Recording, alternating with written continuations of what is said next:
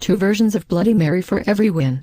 She lived deep in the forest in a tiny cottage and sold herbal remedies for a living. Folks living in the town nearby called her Bloody Mary, and said she was a witch. None dared cross the old crone for fear that their cows would go dry, their food stores rot away before winter, their children take sick of fever, or any number of terrible things that an angry witch could do to her neighbors. Then the little girls in the village began to disappear, one by one. No one could find out where they had gone. Grief-stricken families searched the woods, the local buildings, and all the houses and barns, but there was no sign of the missing girls. A few brave souls even went to Bloody Mary's home in the woods to see if the witch had taken the girls, but she denied any knowledge of the disappearances. Still, it was noted that her haggard appearance had changed. She looked younger, more attractive. The neighbors were suspicious, but they could find no proof that the witch had taken their young ones. Then came the night when the daughter of the miller rose from her bed and walked outside, following an enchanted sound no one else could hear. The miller's wife had a toothache and was sitting up in the kitchen treating the tooth with an herbal remedy when her daughter left the house. She screamed for her husband and followed the girl out of the door. The miller came running in his nightshirt. Together, they tried to restrain the girl, but she kept breaking away from them and heading out of town. The desperate cries of the miller and his wife woke the neighbors. They came to assist the frantic couple. Suddenly, a sharp-eyed farmer gave a shout and pointed towards the strange light at the edge of the woods. A few townsmen followed him out into the field and saw Bloody Mary standing beside a large oak tree, holding a magic wand that was pointed towards the miller's house. She was glowing with an unearthly light as she set her evil spell upon the miller's daughter. The townsmen grabbed their guns and their pitchforks and ran toward the witch. When she heard the commotion, Bloody Mary broke off her spell and fled back into the woods. The foresighted farmer had loaded his gun with silver bullets in case the witch ever came after his daughter. Now he took aim and shot at her. The bullet hit Bloody Mary in the hip and she fell to the ground. The angry townsmen leapt upon her and carried her back into the field, where they built a huge bonfire and burned her at the stake. As she burned, Bloody Mary screamed a curse at the villagers. If anyone mentioned her name aloud before a mirror, she would send her spirit to revenge herself upon them for her terrible death. When she was dead, the villagers went to the house in the wood and found the unmarked graves of the little girls the evil witch had murdered. She had used their blood to make her young again.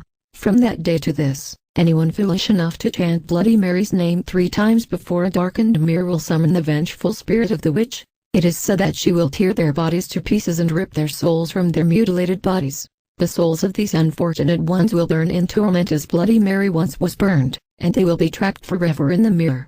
Bloody Mary returns. My stepmother was vile.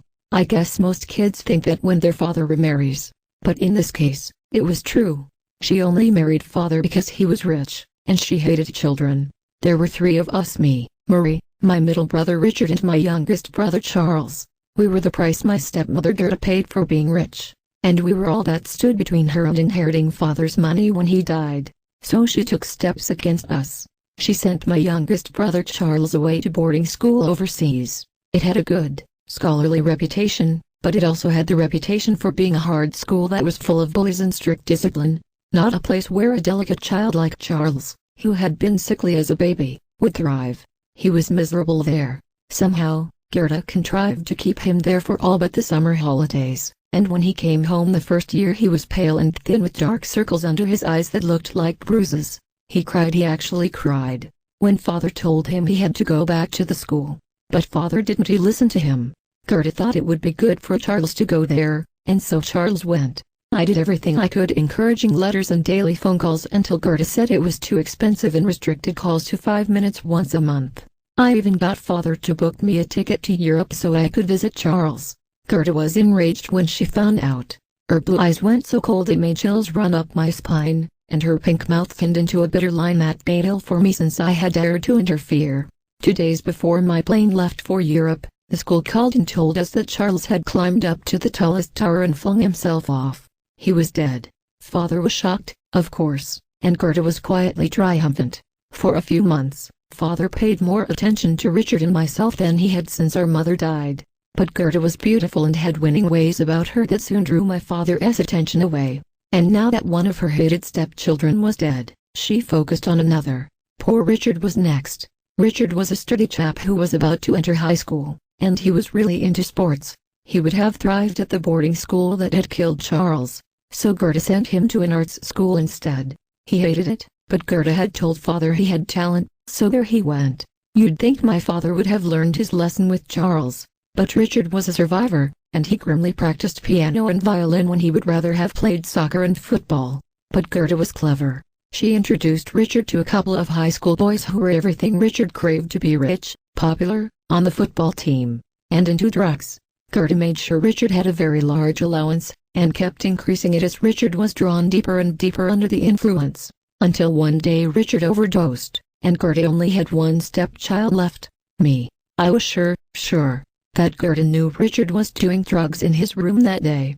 She knew he was ill and possibly dying in there. If she'd found him even 10 minutes sooner, his life would have been saved.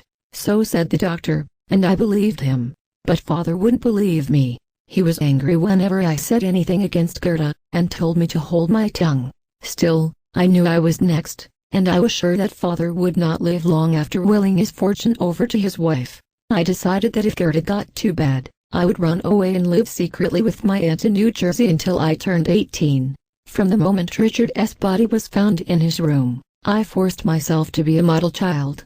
My homework was done on time, I was polite to Gerda and all her friends, I went on all the family excursions with Gerda and father, even the dangerous ones like shark fishing. You can be sure that I took care to be seasick indoors and stayed away from the edge of the boat. Gerda was clever with her tricks. Everyone thought it was an accident the time we were out shopping and I fell onto the subway in front of an oncoming train. I managed to roll out of the way on time, but it was way too close for comfort. I had almost decided to run away when my father brought me the sad news that my aunt in New Jersey had died suddenly in her sleep, poisoned by person or persons unknown. I was appalled. How had Gerda known? But she had. I could tell from the smirk on her face. I went to my room that night and locked myself in to think. I could run away, but the money wouldn't last long, and I'd need to finish high school or my chances of getting a good job were nil. Besides, Gerda would still be out there somewhere. If she could hire someone to poison my only living relative, besides father, she could hire someone to kill me, whether I was living at home or not. There was only one thing I could think of, and it was a terrible thing. A family secret passed down from my mother's side for many generations. It involved a witch named Bloody Mary, who had once tried to kill my many times great-grandmother and use the child's blood to make herself young and beautiful forever.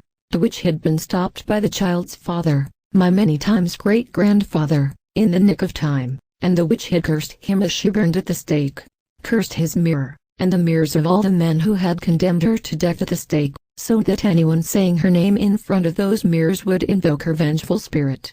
The story had gotten mixed up over the years, as it was passed down first in their village and then all over the country. These days, school kids everywhere scare themselves silly chanting Bloody Mary's name in front of darkened mirrors during sleepover parties, and nothing happened to them. So no one really believed in the curse.